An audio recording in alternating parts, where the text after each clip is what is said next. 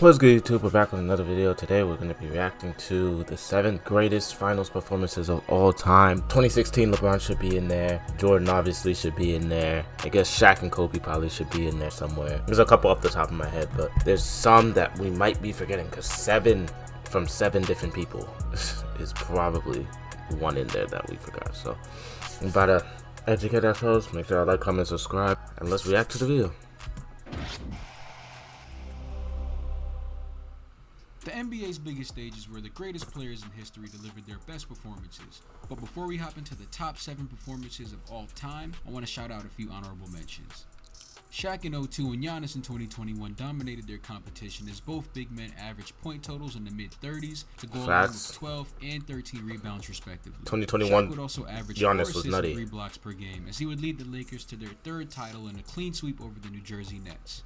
Meanwhile, Giannis would tack on 5 assists and 3 blocks a night, including an all-time 50-point performance in Game 6. 35, 13, and in 2006, Dwayne Wade performed the masterclass of 35 points per game, 8 rebounds, 4 assists, and 3 steals to put the Miami Heat over the hump against the Mavericks. Lastly, Jerry West put up insane numbers in the '69 finals as he would average 38 points, 5 rebounds. Jerry West averaged 37 to win Finals MVP on in the finals. The reason he didn't make the list is because the league didn't quantify defensive metrics in the 60s, thus making it nearly impossible to analyze the defensive impact that Jerry would have on that Lakers squad since there was limited footage of that series. At number 7, you've got the man, the myth, the legend, Michael Jordan himself. 1991 Jordan. First Makes NBA sense. Finals, MJ went off as he averaged 31 First finals points, too. 11.5 assists, 6.5 rebounds to go along with almost 3 steals and a block and a half per game. 11 he assists. did all that while also shooting over 55%. Bro was passing out there. Little did people know that this would be the beginning of one of the greatest sports dynasties in history. Despite the incredible Game 6 that Magic Johnson had to win the title over the Sixers, Kareem was the best player in that series and should have been the Finals MVP. Should have, it's crazy. 33.5 points, 13.5 rebounds, 3 assists, and 4.5 blocks per game. His fingerprints were all over that series as he would dominate a Dr. J and Daryl Dawkins-led 76ers team to win his first title in LA. If it weren't for an injury that sidelined Kareem in Game 6, I believe the NBA would have no choice but to award him with the Finals MVP trophy, which would undoubtedly give this series performance more recognition. That hook shot. Tim Duncan in 03 might be the most underrated Finals performance of all time. Oh yeah, Tim Duncan, yeah, for sure. Duncan was a silent but deadly force. That mid-range, goodness. Multiple titles. But in 2003, Tim Duncan would take it to a whole nother level as he would put up 24 points per game, 17 rebounds, 5 assists, and nearly 5.5 averaging.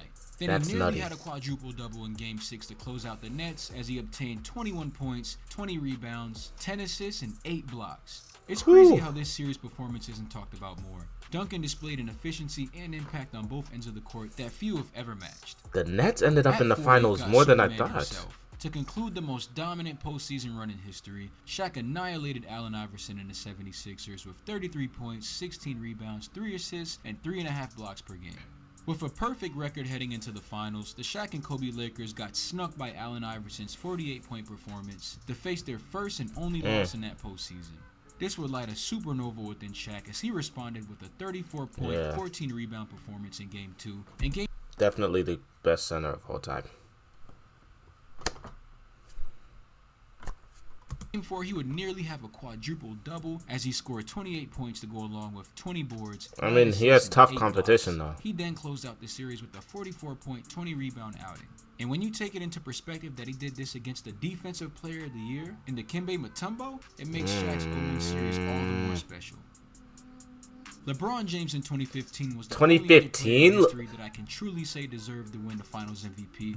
2015 LeBron. Okay, 2016 LeBron probably should be in there too. LeBron averaged 36 points, 13 rebounds, 9 assists, and 1 steal in this unusual 6-game series. Averaged a triple-double in the finals. Is the same reason why I have this ranked at number 2.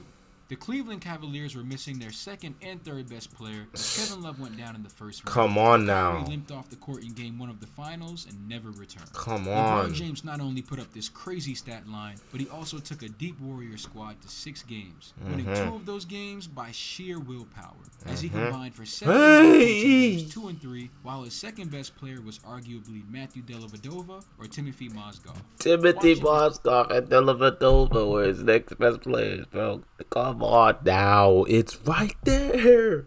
Bro, his team was butt. Pure time. Seeing butt. the Cavs up 2-1 in the series felt like watching Thanos body the Avengers in Infinity War. However, he didn't have the supporting cast to help him finish the job. Pure As I butt. mentioned in my greatest final series video, the Phoenix Suns took MJ to a statistical limit. Okay. MJ had to average the highest points per game total in finals history in order to beat the Suns that year. Michael put up 41 points per game, 8.5 rebounds, 6 assists, and almost 2 steals a night, while hitting 51% from the field and 40% from 3. I wouldn't blame you if you thought this was the greatest finals performance of all time. What Michael did to win his third ring is nothing short of mind-blowing. But coming in at number 1, Shaq in 2000 finals. Shaq in 2000. Where's LeBron in 2016? Okay. Gave the single greatest finals performance ever. I mean, 2015 LeBron was nutty, but that the Indiana Pacers could do, as the Diesel didn't averaged have help. 38 points, 17 I boards guess- to go along with 2 I guess off single player performances.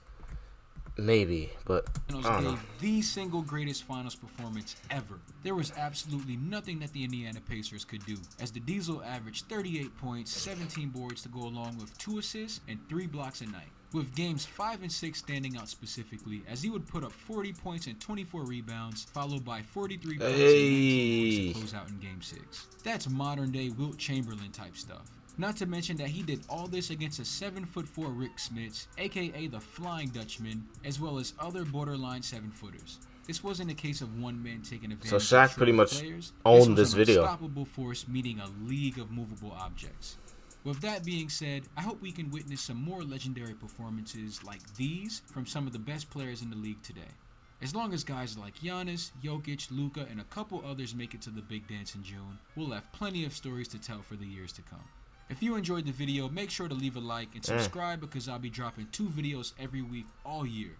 2 vids every week all year. Haha, I'm gonna be dropping 3 vids every week for the month and a short every day. But other than that, that video made sense, I guess.